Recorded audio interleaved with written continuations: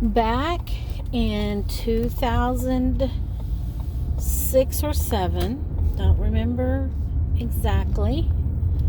I could probably find it in the email. The United States government gave the Iraqi government hundreds of thousands of dollars worth of computer equipment, including software, and it was intended for the Mosul Dam. The Mosul Dam had been built on, I can't remember the exact word, silt or shale, whatever the type of geographical material is that shifts and is not sturdy. And the U.S. government was going to start doing this grouting project where these computers and software was going to be able to test strength, depth, and holes and such for where concrete was to be pumped into in order to secure the Mosul Dam. The Mosul Dam, for many, many years, even prior to the first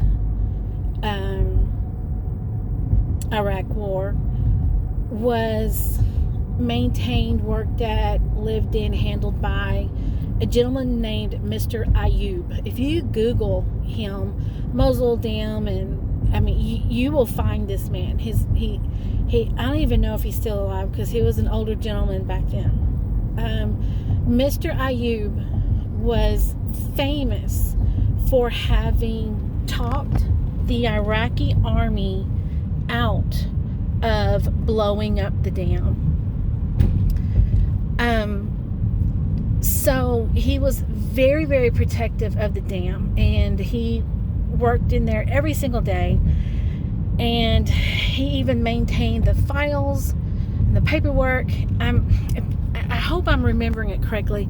I think it was a French company or a Swedish company or Swiss. It's some company from another country that Iraq contracted to build the dam, and so he had all the paperwork from this company.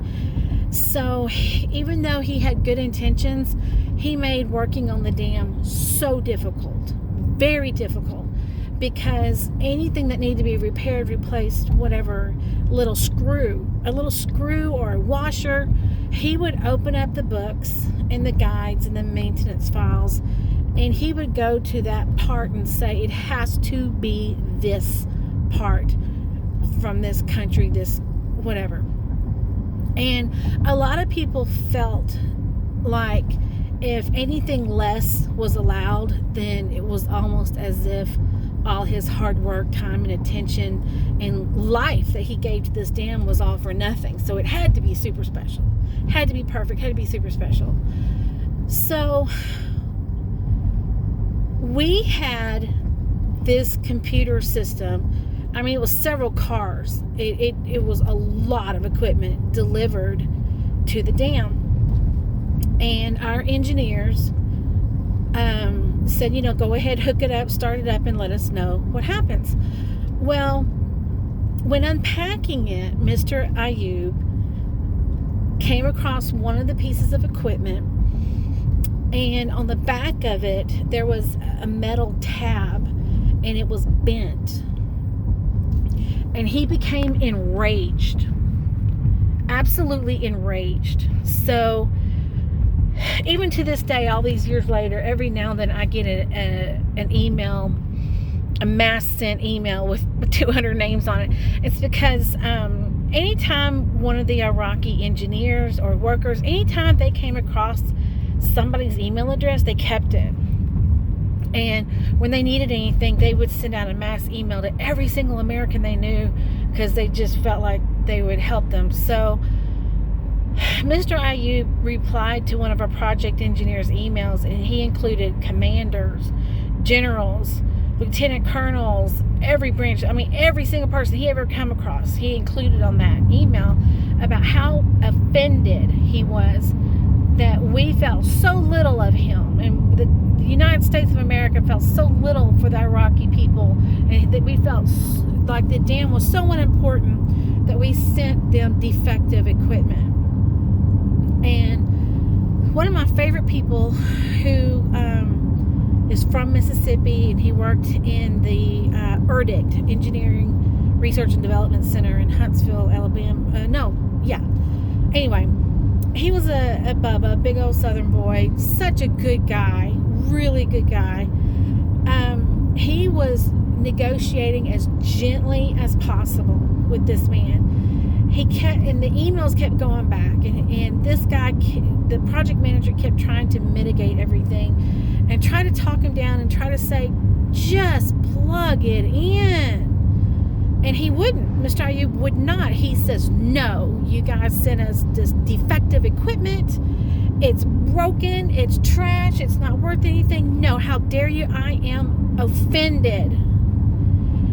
So, my friend, he was at his wit's end, and he was doing his best to get this settled.